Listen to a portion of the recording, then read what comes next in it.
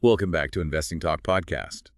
Today, we're focusing on Sharplink Gaming. Based on some recent information you shared with us, we've sifted through the articles and reports to really pull out what's most important for you to understand about this company right now.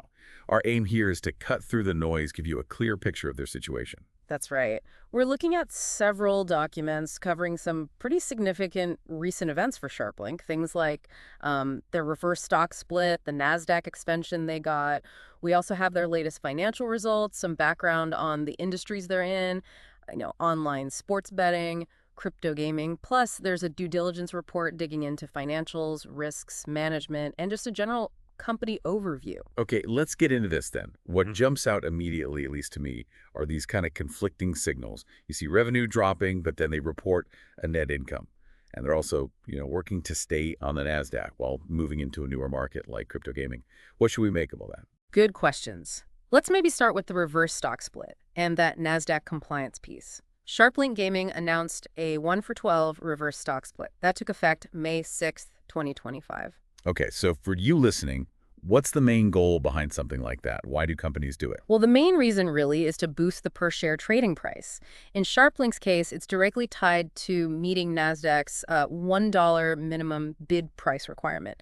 They need that to stay listed. And staying listed on a major exchange like Nasdaq is pretty crucial, for visibility, investor confidence, raising capital later on.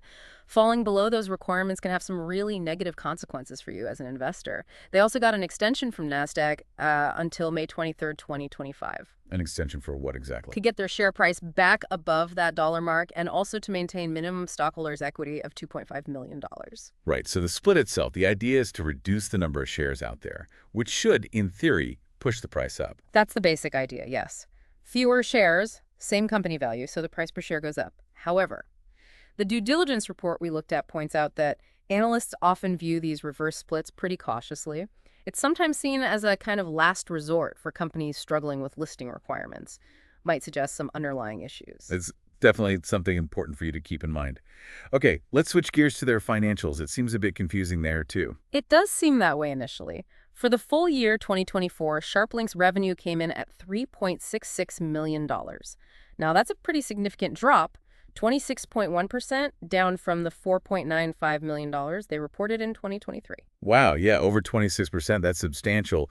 But then how do they report a $10.1 million net income? How does that work? That's the key point. They did report that net income of $10.1 million for 2024, which is a huge swing from the loss the year before.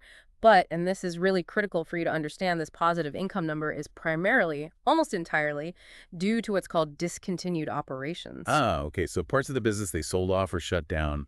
Precisely. These aren't from the parts of the business they're still running day to day. So that headline net income figure could be a bit misleading for you. The takeaway is the main ongoing business is still facing challenges, even if the bottom line looks good because of those sales. Exactly right. You can see this in the per-share numbers, too. Net income per share was $2.29 in 2024 versus a $5.19 loss per share in 2023, again, mainly thanks to discontinued operations. If you isolate their continuing operations, the business they're still actively running, they actually showed a loss of about $1.30 per share in 2024. Now, that is an improvement from the $4.09 loss per share in 2023 from continuing ops, but still, the core business isn't profitable yet. Okay, so an important distinction. Better than the year before in the core business, but still losing money there despite the overall profit number. That's the picture. On a more positive note, though, the company managed to eliminate its debt in 2024, and they reported $2 million in equity, so that definitely helps strengthen their financial position somewhat. Okay, being debt-free is certainly a plus. Let's talk a bit more about what Sharplink actually does, their business model, and the industries. Sure. So Sharplink acts as a marketing partner for sportsbooks and online casino operators. Their main engine for this is an iGaming affiliate marketing network called PAS.net. Essentially, PAS.net drives traffic, hopefully qualified players to their partners in the online gambling world. They also run some state-specific affiliate marketing websites doing basically the same thing, connecting local traffic to licensed operators. And PAS.net, does it have much of a reputation? The reports suggest it's recognized particularly within the European online gambling industry. Beyond that core affiliate business, Sharplink is also making a push into the global crypto gaming market. Right, crypto gaming. Definitely an emerging space, lots of buzz, lots of uncertainty too. What about the more established online sports betting side they're involved with? Well, that sector is growing, no doubt, especially with more U.S. states legalizing sports betting. But it's also incredibly competitive.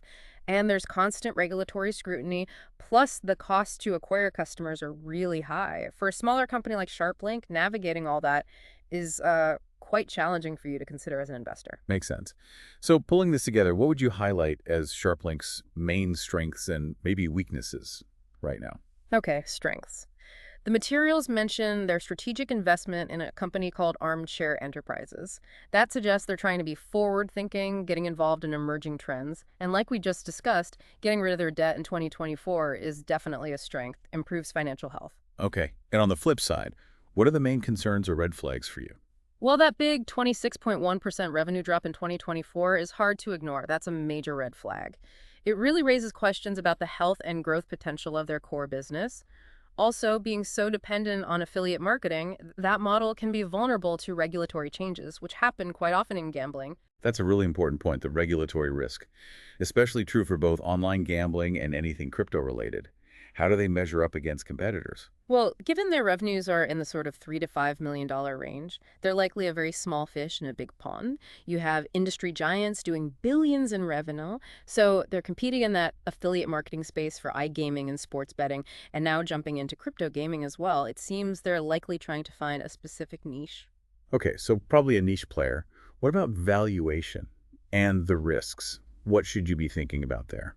The due diligence report touched on this. Their price-to-book ratio was estimated around 0x. Now, price-to-book compares market value to the book value of assets. A ratio that low could suggest undervaluation if they can execute on growth. But, and it's a big but, that calculation depends heavily on the current share price, which we know has been low and volatile. Also, no dividend yield currently. And as a microcap stock, you should expect high volatility. Significant price swings are likely. And specific risks that were flagged in the materials. The key ones mentioned were the reliance on those discontinued operations for net income, which we discussed, potential revenue concentration, meaning maybe too much revenue comes from just a few clients, making them vulnerable if one leaves, and potential liquidity constraints down the road. And of course, the big immediate one, needing to meet those Nasdaq requirements by May 23rd, 2025, that's a huge near-term risk for you to watch. Definitely. Getting delisted would be a major blow. What about recent stock activity and the general outlook? Well, as of May 2nd, 2025, the price was around 31 cents, very low. The reverse split announcement, the Nasdaq extension news, these are almost certainly driving recent price movements. You often see a lot of short-term volatility around events like these. Looking ahead, their future really hinges on a few things. Can they turn around that revenue decline in the core affiliate business? Can they actually make some headway and capitalize on opportunities in crypto gaming? And can they do all that while navigating the tricky, always changing regulations in online betting? Lots of ifs. Right.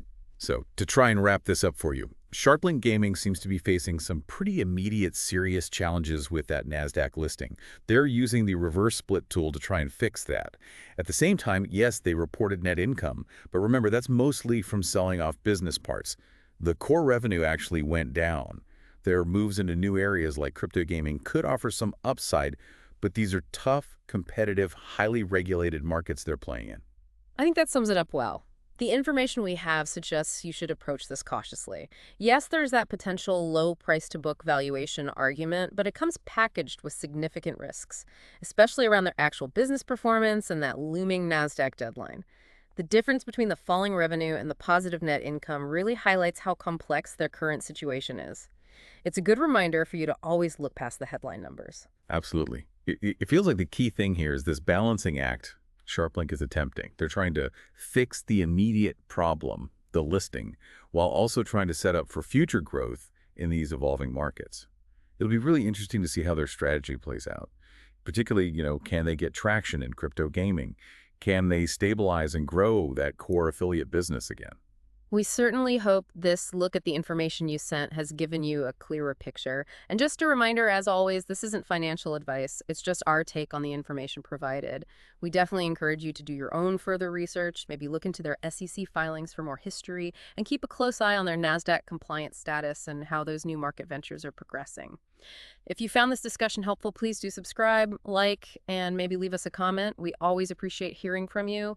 Let us know what other companies or topics you'd like us to look into in future discussions.